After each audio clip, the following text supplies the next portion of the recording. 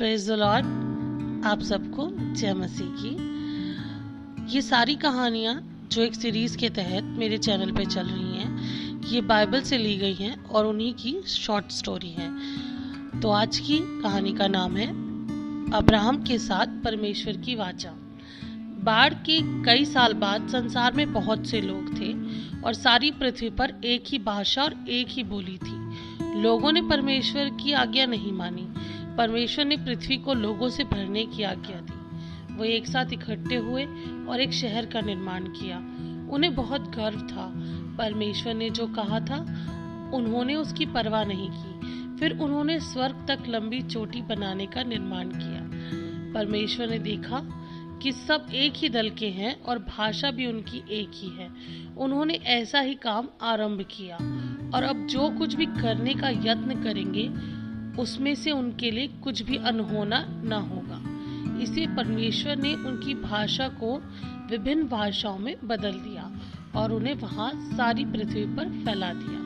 जिस शहर का वे निर्माण कर रहे थे उसका नाम बेबीलोन था, जिसका अर्थ है अस्पष्ट।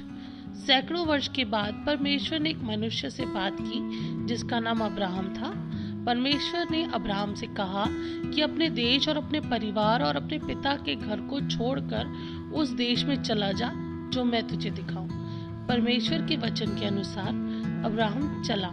इस प्रकार अब्राहम अपनी पत्नी और सारे और जो धन उन्हें इकट्ठा किया था और जो प्राणी उन्हें हरण में प्राप्त किए थे सबको लेकर कनान देश में जो परमेश्वर ने उसे दिखाया था जाने के लिए निकल चला।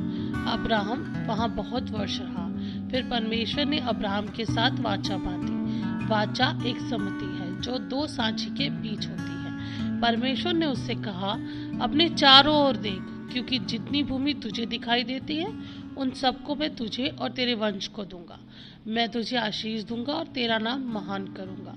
मैं तुझसे एक बड़ी जाति बनाऊंगा और मैं तेरा परमेश्वर होऊंगा। जो तुझे आशीर्वाद दे उन्हें मैं आशीष दूंगा, तुझे जो कोसे उन्हें मैं श्राप दूंगा और भूमंडल के सारे कुल तेरे कारण आशीष पाएंगे। परमेश्वर ने अब्राहम से कहा, तुम में से एक एक पुरुष का खतना हो। जो वाचा मेरे और तुम्हारे बीच है उसका यही चिन्ह होगा। और अब्राहम ने आज्ञा मानी। अब्राहम ने परमेश्वर की वाचा पर विश्वास किया। परमेश्वर ने घोषित किया कि अब्राहम धर्मी है क्योंकि उसने परमेश्वर की वाचा पर विश्वास किया है।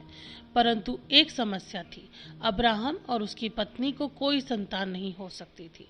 इसीलिए असंभव था कि अब्राहम बहुत जातियों का पिता बन पाता। लेकिन उन्होंने धीरज रखा और उस वायदे पर जो परमेश्वर ने उनसे किया था विश्वास किया। एक दिन अब्राहम मालिकिसिदिक परमेश्वर के परम धर्म याजक से मिला। मालिकिसिदिक ने अब्राहम को आशीर्वाद दिया, परम प्रधान ईश्वर की ओर से जो आकाश और पृथ्वी का अधिकारी है तो धन्य हो। तब अब्राहम ने उसको अपना सारे वस्तुओं में से दसवांश दिया। तो ये बात थी दशमांश की। दसवांश होता है हमारी कमाई का 10वां हिस्सा जो परमेश्वर के नाम से दिए जाना जरूरी होता है। अगर आप अपना दशवांश परमेश्वर के नाम से निकाल कर उनके भवन को समर्पित करते हैं तो आपको वो 10, 20 नहीं बल्कि 100 और 1000 गुना फल देता है। दशवांश सिर्फ आपकी कमाई का ही नहीं, आपके दिन का भी हिस्सा होता है। दिन में 24 घंटे में से 2.5 घंटे हमें परमेश्वर के नाम देने चाहिए, 2 घंटे 40 मिनट। तो ये परमेश्वर का दशवांश इसी तरह से चलता रहेगा। तो आप लोग भी कोशिश कीजिए अपनी जिंदगी में से और अपने हिस्से में से दशवांश निकालने की। धन्यवाद। आज तक की ये स्टोरी अब यही